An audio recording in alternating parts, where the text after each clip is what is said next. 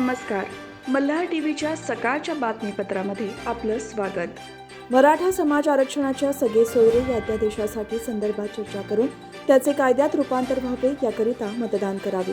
या मागणीसाठी रायगड जिल्हा मराठा समाज समन्वयक आणि मराठा बांधवांनी आमदार महेंद्र थोरवे यांची भेट घेऊन निवेदन देऊन विनंती केली. मुख्यमंत्री एकनाथ शिंदे यांनी छत्रपती शिवरायांच्या चरणी नतमस्तक होऊन मराठा समाजाला आरक्षण मिळवून देईल ही घेतलेली शपथ पूर्ण करण्याच्या दृष्टीने त्यांची कार्यवाही सुरू आहे. 20 फेब्रुवारी रोजीच्या विशेष अधिवेशनात आम्ही सगळे सोयरे अध्यादेशासाठी मराठा आरक्षणाच्या बाजूने मतदान करावे अशी विनंती शिष्टमंडळाने आमदार महेंद्र थोरवे यांना निवेदन देऊन केली. या शिष्टमंडळात समन्वयक राजेश लाड, उदय पाटील, अनिल भोसले, उमेश म्हसे, कृष्णा घाटगे, जगदीश ठाकरे, रत्नाकर बडेकर, अरुण देशमुख आदींचा सहभाग होता.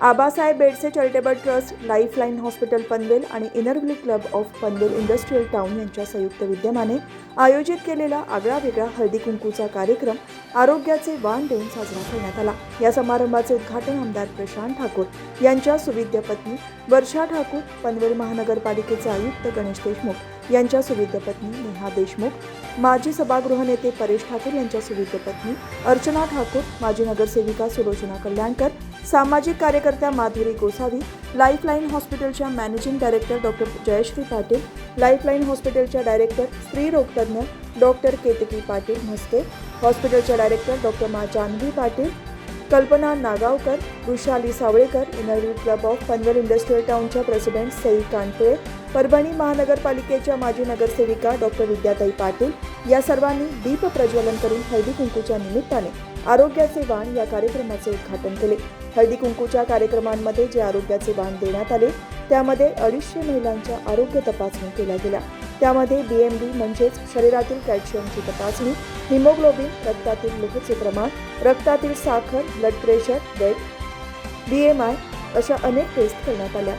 असा हा आगळा वेगळा हळदी कुंकवाचा कार्यक्रम आरोग्याचे वाण देऊन साजरा करण्यात आला. या कार्यक्रमामध्ये पनवेलमधील अनेक प्रतिष्ठित महिलांनी सुद्धा सहभाग घेतला होता. तसेच पनवेलच्या लाईफलाईन हॉस्पिटलच्या सर्व महिलांनी त्याचा आनंद घेतला.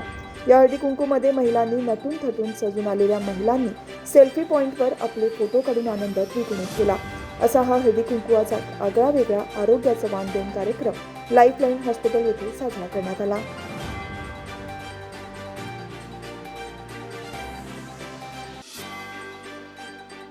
पूर्वीपासूनच त्यावेळी छकड्यांच्या शर्यतींसाठी कर्जत तालुका प्रसिद्ध होता. आता नवीन स्वरूपात बैलगाडा शर्यती सुरू झाल्या. शासनाकडून मध्यंतरी या शर्यतींना बंदी होती, तरी सुद्धा तालुक्यात कुठे ना कुठे लपून छपून या शर्यती होत होत्या. त्यासाठी जिल्हाभरातून बैलगाडा मालक शर्यतींसाठी येत असत. मात्र बंदी उठवण्यात आली आणि अटी शर्तीवर शर्यतींना मान्यता देण्यात आली. त्यानंतर पुन्हा शर्यती सुरू झाल्या आणि कर्जत तालुक्यात शर्यतींना थरार पुन्हा सुरू झाला. तसे पाहिले तर रायगड जिल्ह्यात सर्वात जास्त बैलगाडा शर्यती कर्जत तालुक्यात होत असतात. आता या बैलगाडा शर्यती लावण्यासाठी विविध राजकीय पक्षातील पदाधिकाऱ्यांमध्ये स्पर्धा होताना दिसत आहेत. पूर्वी छकड्यांच्या शर्यती गावागावात होत असत. छकडे हकल्यासाठी ठराविक चालक असत आणि निर्णय देण्यासाठी विशेष पंच उपस्थित असत. 40-45 वर्षांपूर्वी मंदिराच्या जीर्णोद्धाराला आर्थिक मदत व्हावी यासाठी छकड्यांच्या शर्यतीचे आयोजन करत असत. कालांतराने या स्पर्धांना व्यावसायिक स्वरूप आले. त्या काळी सुद्धा कर्जत तालुक्यात प्रत्येक आठवड्याला शर्यती होत असत. या शर्यतींचे इतके वेळ होते की त्या नादात तहान भूक हरपून दिवस शर्यती पाहण्यासाठी खेड्यापाड्यातील लोक मोठ्या संख्येने येत असत. त्यावेळी वाहने कमी असल्याने पहाटे किंवा सकाळी लवकर शर्यत प्रेमी चालत स्पर्धेच्या ठिकाणी येत असत. त्यावेळी शर्यतींची इतकी ईर्ष्या असे की एका छकड्याच्या बरोबर अख्खा गाव येत असे. त्यावेळी भांडणे सुद्धा खूप होत असत. भांडण झाल्यावर बैलांना मारण्यात येणाऱ्या पराणीचा उपयोग माणसांसाठी करण्यात येत असत. 1-2 ठिकाणी या शर्यती जीवावर सुद्धा बेतल्या आहेत. आता सारे बदलले आहे. प्राणीप्रेमींनी यामध्ये लक्ष घालून पूर्वी शर्यतीच्या वेळी पराणीचा उपयोग व्हायचा त्यावर बंदी आली. दरम्यानच्या काळात या शर्यती बंद करण्यात आल्या होत्या. 1-1.5 वर्षापूर्वी काही अटींवर बैलगाडा शर्यतींना परवानगी देण्यात आली. त्यानंतर संपूर्ण महाराष्ट्रात शर्यती सुरू झाल्या. पूर्वी हंडा बादलीवर शर्यती असायच्या, आता लाखांच्या शर्यती होत असतात. छत्रपती शिवाजी महाराजांचे आठवावे रूप, आठवावा प्रताप, महाराजांचे विचार आणि त्यांच्या तेजस्वी व्यक्तिमत्वाची भुरळ तरुणाईवर मोठ्या प्रमाणात पडलेली आहे. त्यामुळे शरीरावर शिवाजी महाराजांचे चित्र, त्यांची राजाज्ञा, राजमुद्रा हे टॅटू कोरलेले.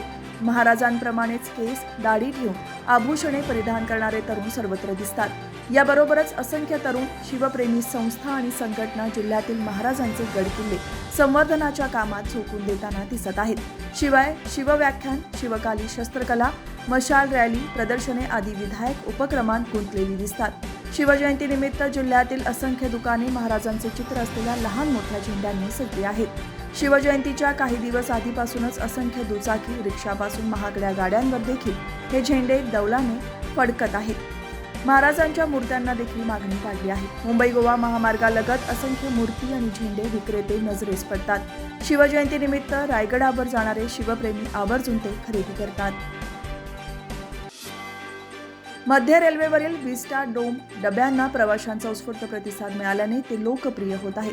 मुंबई गोवा मार्गावरील दऱ्या, नद्या आणि धबधब्यांची चित्तथरारक दृश्ये असोत किंवा मुंबई पुणे मार्गावरील पश्चिम घाटाची नयनरम्य दृश्ये असोत, काचेचे टॉप आणि रुंद खिडक्या असलेले हे डबे लोकप्रिय ठरले आहेत. एप्रिल 2023 ते जानेवारी 2024 या कालावधीत मध्य रेल्वेच्या गाड्यांवर धावणाऱ्या विस्टा डोम डब्यांची कामगिरी चांगली आहे. या कालावधीसाठी या गाड्यांची एकूण व्याप्ती 1.47 लाख प्रवाशांनी नोंदवली असून त्यातून 21.95 कोटी प्राप्त झाले. मुंबई पुणे, मुंबई डेक्कन एक्सप्रेस 99.50% म्हणजेच 26,269 प्रवाशांसह सर्वात पुढे आहे. त्यानंतर मुंबई पुणे, मुंबई प्रगती एक्सप्रेस आहे. Chhatrapati Shivaji Maharaj terminus, Madgaon Chhatrapati Shivaji Maharaj terminus Janshatabdi express 97.13% म्हणजेच 25,644 प्रवासी. मुंबई पुणे, मुंबई डेक्कन क्वीन 94.8 म्हणजेच 25,030 प्रवासी आहेत. मुंबई करमाळी 91.2% म्हणजेच 24,031 प्रवासी असलेल्या मुंबई तेजस एक्सप्रेस, पुणे सिकंदराबाद पुणे शताब्दी एक्सप्रेस 76.78% म्हणजेच 20,272 प्रवासी आहेत. उत्पन्नानुसार मुंबई करमाळी मुंबई तेजस एक्सप्रेस ₹6.18 कोटी उत्पन्नासह सर्वात पुढे आहे. Chhatrapati Shivaji Maharaj terminus, Madgaon Chhatrapati Shivaji Maharaj terminus Janshatabdi express ₹5.14 कोटी उत्पन्न आहे. मुंबई पुणे सिकंदराबाद पुणे शताब्दी एक्सप्रेस ₹4.16 कोटी. मुंबई पुणे मुंबई डेक्कन क्वीन ₹2.29 कोटी. मुंबई पुणे एक्सप्रेस ₹2.20 कोटींचा महसूल आणि मुंबई पुणे मुंबई डेक्कन एक्सप्रेसचा महसूल ₹1.58 कोटी इतका आहे. अनंत श्री विभूषित जगद्गुरू रामानंदाचार्य श्री स्वामी नरेंद्राचार्यजी महाराज जगद्गुरू रामानंदाचार्य दक्षिण पीठ नाणीजधाम यांच्या वतीने 10 फेब्रुवारी ते 25 फेब्रुवारी या दरम्यान महारक्तदान शिबिराचे सर्वत्र आयोजन करण्यात आले आहे. यानुसार जगद्गुरू नरेंद्राचार्य महाराज संस्थान पुणे चिंचवड येथील माणिकराज बहुउद्देशीय समाजसेवी संस्था यांच्या मोर्या ब्लड सेंटर यांच्या संयुक्त विद्यमाने रोहा उपजिल्हा रुग्णालय येथे सकाळी 8 ते सायंकाळी 5 वाजेपर्यंत रक्तदान शिबिर आयोजित करण्यात आले होते. या रक्तदान शिबिरास ओबीसी जनमोर्चा रायगड जिल्हा अध्यक्ष सुरेश मगर, पुढारी उपसंपादक महादेव सरसंबे, लीडीतर्फे अष्टमी उपसरपंच उत्तम नाईक, उद्योजक राम नागती, नाणीजधाम मुख्यपीठ सहाय्यक प्रमुख दीपक खरुडे, दक्षिण रायगड निरीक्षक चंद्रकांत राऊत, सत्यवान राक्षीकर, प्रेमनाथ राक्षीकर, जगीता चोरगे, गणेश गुडेकर, कुमार पवार, प्रदीप मडवी, सर्वेश चोरगे, मुकेश कुंडे, नितीन माने, राहुल पोकळे आदी उपस्थित होते.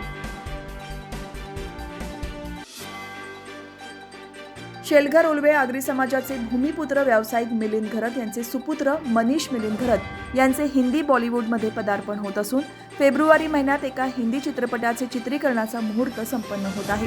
आनंदाची बाब म्हणजे एक मराठी आगरी समाजाचा तरुण हिंदी चित्रपट प्रमुख भूमिका सादर करत आहे. त्यामुळे संपूर्ण समाज आणि शेलघर परिसरात आनंदाचे वातावरण आणि शुभेच्छांचा वर्षाव होत आहे.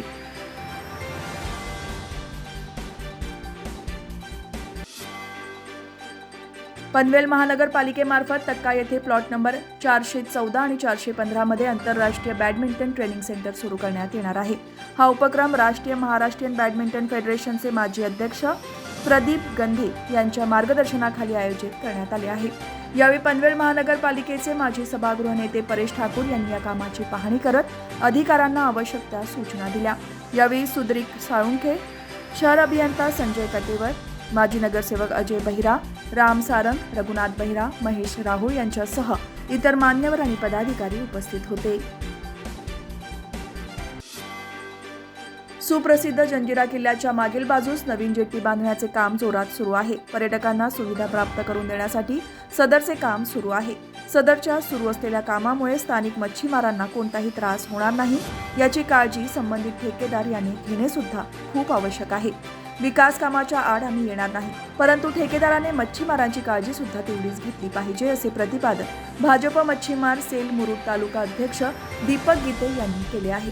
राजपुरी येथे या जेट्टीबाबत आपली भूमिका स्पष्ट करताना ते पत्रकारांशी बोलत होते. यावेळी त्यांनी सांगितले की राजपुरी खाडीमध्ये होत असलेल्या विकास कामांना मच्छीमारांचा विरोध नाही, परंतु या राजपुरी खाडीवर उदरनिर्वाह करणाऱ्या मच्छीमारांना शासकीय अधिकारी विश्वासात घेत नाहीत. याचा मोठा असंतोष मच्छीमार बांधवांच्या मनात धुमसत आहे आणि राजरोसपणे होणारी दिघीपोत, दास ऑफशोर आणि खाडीमध्ये होणाऱ्या विकासकांची मालाची होणारी वाहतूक, त्यामुळे राजपुरी खाडीतील मच्छीमार बांधवांचे मोठ्या प्रमाणात आर्थिक नुकसान होत आहे.